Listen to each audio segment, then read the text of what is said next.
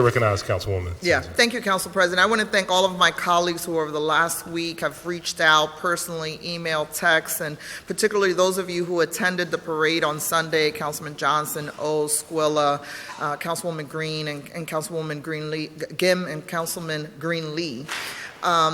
And everyone. This afternoon at 5 o'clock, the mayor is hosting a press conference with the congressional delegation, Congressman Brady, Boyle, and Evans, along with Senator Casey, and we have gotten a public statement by Senator Toomey.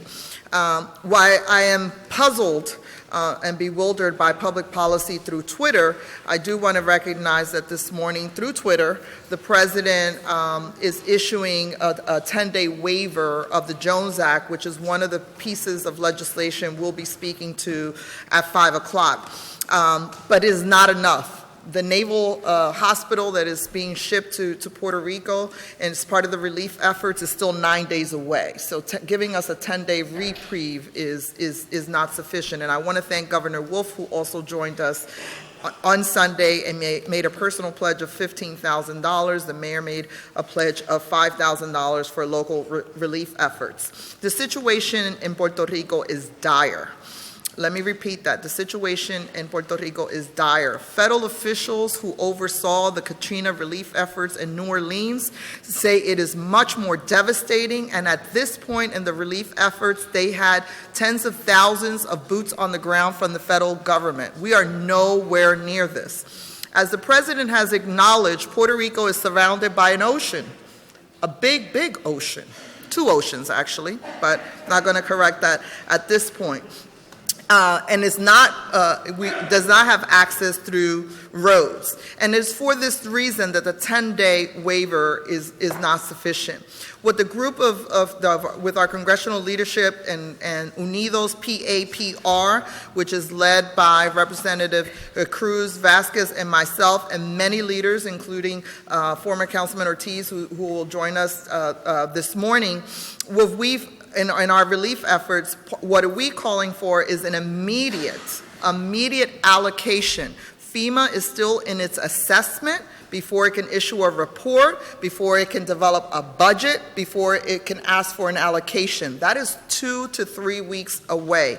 That is not enough. And so we're asking for an immediate FEMA allocation for relief efforts in Puerto Rico. I will note that the U.S. Virgin Islands do not have to abide by the Jones Act. So we are literally 45-minute boat drive, and they have abilities that we don't in Puerto Rico to activate release. We are asking the U.S. Army of Engineers to immediately oversee the dam that has been breached, and those of us who remember Katrina, the dangerous situation that creates, and the possible relocation of 70,000 people. We want them to take leadership in that.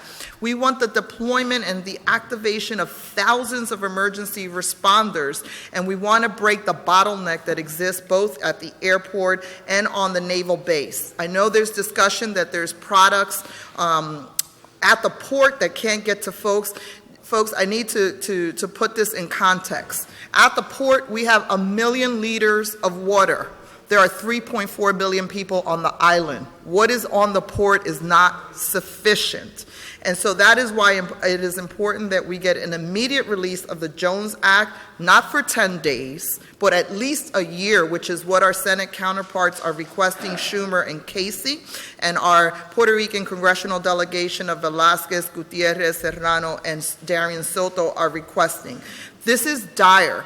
Yes, we are going to be, whether it's coordinated through FEMA or not, bombarded by Puerto Ricans once commercial flights are up and going. There's only 10 commercial flights a day as the air tower is not functioning. So I want to again recognize all of my colleagues for co-sponsoring this resolution, for understanding the dire needs that exist on the island of Puerto Rico. And I can say that the American citizens on Puerto Rico need immediate action and everything. No one is doubting the level of commitment of the folks who are on the ground. I think what we are lacking is the leadership to say that what we're doing on the ground is not enough. So thank you all. Thanks for the folks. Every single nonprofit leader, we have young people, folks on colleges, everybody wants to help. Right now, we don't have the capacity to store stuff, to ship stuff.